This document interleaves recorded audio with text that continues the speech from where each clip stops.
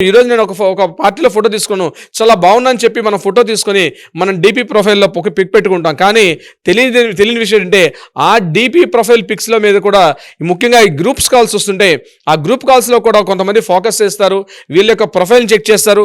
Okay. వీళ్ళ యొక్క కొంత స్టడీ చేసిన తర్వాత దీని మీద ఒక సైబర్ క్రైమ్ అనేది కొంతమంది ఒక ముఠా సభ్యులుగా ఏర్పడి ఇదే పనిగా డబ్బులు దండుకోవడమే పనిగా ముఖ్యంగా రాజస్థాను, హర్యానా, పంజాబ్ ఈ ప్రాంతాలను కొంతమంది వ్యక్తులు దీని మీద ఒక వ్యవస్థ పనిచేస్తుంటుంది.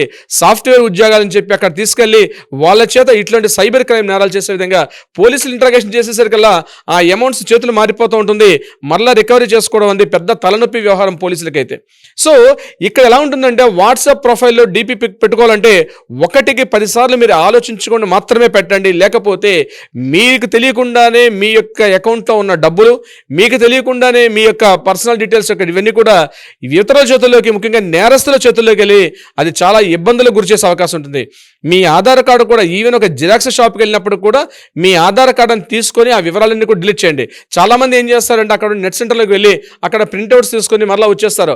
అక్కడ ఉన్నటువంటి ఆధార్ కార్డ్ డీటెయిల్స్ కానీ, మీ యొక్క డీపీ ప్రొఫైల్స్ కానీ, పిక్స్ కానీ, ముఖ్యంగా గుర్తుపెట్టుకోవాల్సింది టీనేజ్ అమ్మాయిలు.